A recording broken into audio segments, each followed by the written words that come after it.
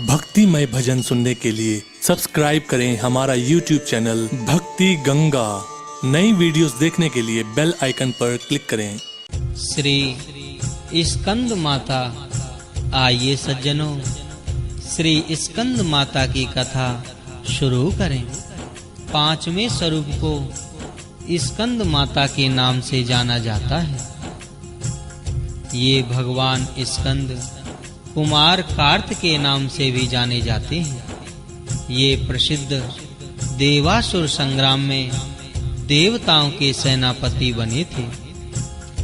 पुराणों में इन्हें कुमार और शक्तिधर कहकर इनकी महिमा का वर्णन किया गया है।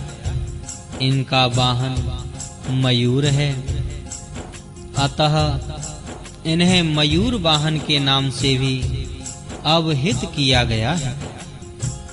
इन्हीं भगवान स्कंद की माता होने के कारण माँ दुर्गा जी के इस पांचवें स्वरूप को स्कंद माता के नाम से जाना जाता है।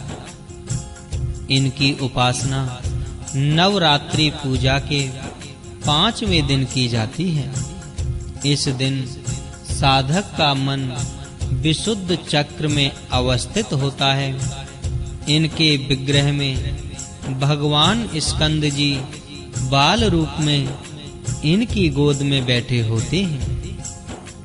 श्री स्कंद मातृत्व स्वरूपिणी देवी की 4 भुजाएं हैं। ये दाहिनी तरफ की ऊपर वाली भुजा से भगवान स्कंद को गोद में पकड़े हुए हैं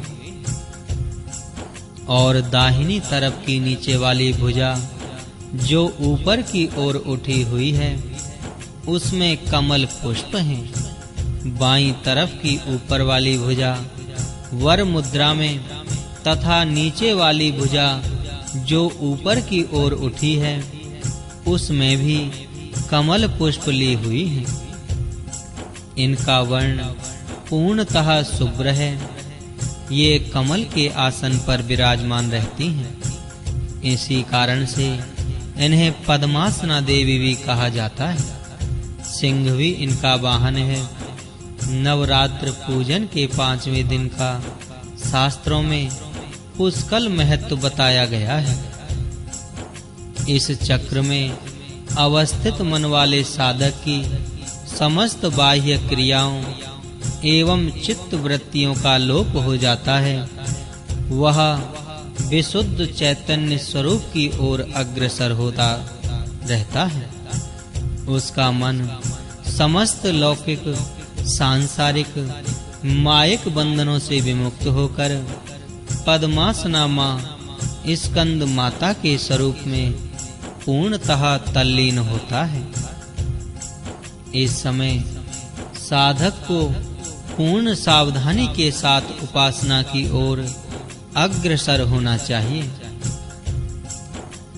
उसे अपनी समस्त ध्यान वृत्तियों को एकाग्र रखते हुए साधना के पथ पर आगे बढ़ना चाहिए। माँ स्कंद माता की उपासना से भक्त की समस्त इच्छाएं पूर्ण हो जाती हैं। इस मृत्यु लोक में उसे परम शांति और सुख का अनुभव होने लगता है। उसके लिए मोक्ष का द्वार स्वयं सुलभ हो जाता है। श्री स्कंद माता की उपासना से बाल रूप स्कंद भगवान की उपासना भी स्वयमेव हो जाती है। यह विशेषता केवल इन्हीं को प्राप्त होती है। अतः साधक को स्कंद माता की उपासना की ओर विशेष ध्यान देना चाहिए। सूर्य मंडल की अधिष्ठात्री देवी होने के कारण इनका उपासक अलौकिक तेज एवं कांति से संपन्न हो जाता है। एक अलौकिक प्रभा मंडल अदृश्य भाव से सदैव उसके चतुर्दिक पर व्याप्त रहता है। यह प्रभा मंडल प्रतिक्षण उसके योग क्षेम का निर्वहन करता रहता है।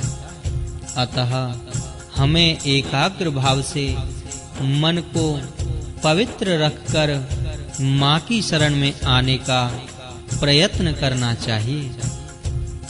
इस घोर भव सागर के दुखों से मुक्ति पाकर मोक्ष का मार्ग सुलभ बनाने का इससे उत्तम उपाय दूसरा नहीं है।